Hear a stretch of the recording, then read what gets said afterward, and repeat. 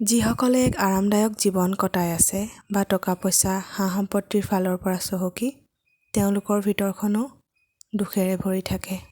যিজন নিজেই ভাল হৈ থাকে, তেওঁ আনক ভালে নাৰাখে। যিজনে আনক সুখত ৰাখিব বিচাৰে বা ৰাখে, সেইজনে নিজেই দুখত থাকে।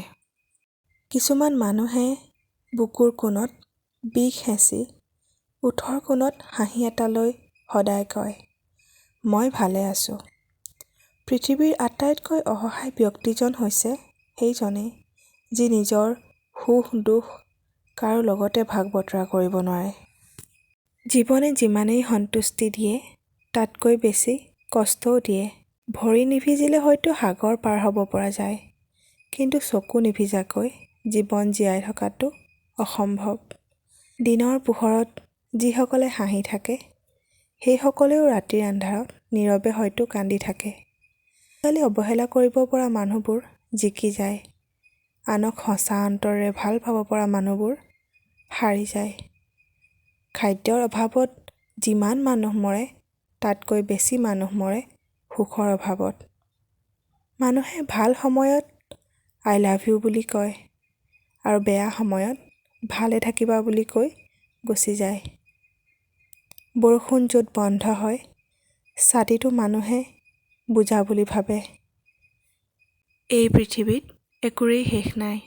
গুটি লগা গছজোপাৰ পৰাও গুটি সৰি আকৌ এজোপা গছৰ জন্ম হয়। জীৱনত উত্থান পতন আহিবই। জীৱনত যেনেদৰে সুখৰ সময় আহে, তেনেদৰে দুখৰ সময়ো আহে।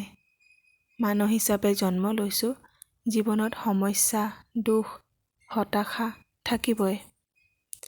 প্ৰায় প্ৰতিজন মানুহেই জীৱনৰ কিছুমান বেয়া সময় পাৰ কৰে, কিন্তু দুখৰ সেই সময়খিনিয়ে চিনি পোৱাত সহায় কৰে বা কৰি যায় তোমাৰ সঠিক বন্ধু বা আপোন মানুহ কোন।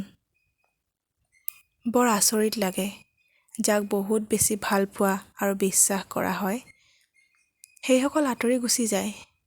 ভাল পোৱাৰ অভিনয় কৰি কাষত থকা মানুহ বহুত আছে। তেওঁলোকৰ মতে সিহঁতক ভাল পোৱা মানে সকলো সময়তে কথা পতা বা সকলো সময়তে ভাল সময় অতিবাহিত কৰা। কিন্তু তেওঁলোকে এইটো নাজানে বা তেওঁলোকে এইটো বুজি নাপায় যে ভাল পোৱা প্ৰকৃততে এইটোহে, যি সুখে দুখে কাষত থিয় দি উৎসাহ দিয়ে। বেয়া সময়ত লগ এৰি দিয়াসকলক কেতিয়াও ভাল বন্ধু বুলি ক'ব নোৱাৰি। বাস্তৱ বৰ কঠিন, কাৰণ বাস্তৱত আমি কাৰোবাক ভালদৰে বিচাৰ কৰিব নোৱাৰোঁ। আমি আচলতে নিজৰ স্থিতি চাই আনক বিচাৰ কৰোঁ। কেতিয়াও আনক নিজৰ দৰে ব্যৱহাৰ নকৰোঁ আৰু আমি নিজৰ স্থান চাই আনক বিচাৰ কৰোঁ। কিন্তু সেইটো ভুল কিয় হ'ল বা কি বাবে এনে হ'ল, সেইটো কথা সেই স্থানত থাকিলেহে অনুভৱ হয়। বেংকৰ অৱসৰপ্ৰাপ্ত MD এজন অৱসৰ গ্ৰহণৰ 5 বছৰ পিছত টকা উলিয়াবলৈ নিজৰ চহৰৰ এটা শাখালৈ আহিছিল। কিন্তু আগৰ দৰে তেওঁক কোনেও গুৰুত্ব নিদিলে। কোনো তেওঁৰ ওচৰলৈ আগবাঢ়ি নাহিল, কাৰণ কোনেও তেওঁক চিনিব নোৱাৰিলে। এজন বিষয়াক তেওঁ নিজকে সেই বেংকটোৰ প্ৰাক্তন MD হিচাপে পৰিচয় দিলে। চিনাকি হোৱাৰ পিছত বিষয়াজনে চাহ খুৱায় আৰু উৎসুকতাৰে সোধে, ৰিটায়াৰমেণ্টৰ পিছত দিনবোৰ কেনে গৈছে? প্ৰাক্তন MDয়ে কৈছে, প্ৰথম 2-1 বছৰ বৰ বেয়াকৈ গ'ল। নতুন পৰিস্থিতিৰ লগত মিলিবলৈ টান। এতিয়াহে বুজিলোঁ, দবা খেলৰ পিছত ৰজা আৰু সৈনিকক একে বাকচতে কিয় ৰখা হয়। আচলতে পদ, পদবী, উপাধি, শাসক আদি সকলো খন্তেকীয়া। মানুহৰ প্ৰেম চিৰস্থায়ী। যি লাভ কৰিব লাগে, বিনয় আৰু ভাল ব্যৱহাৰৰহে।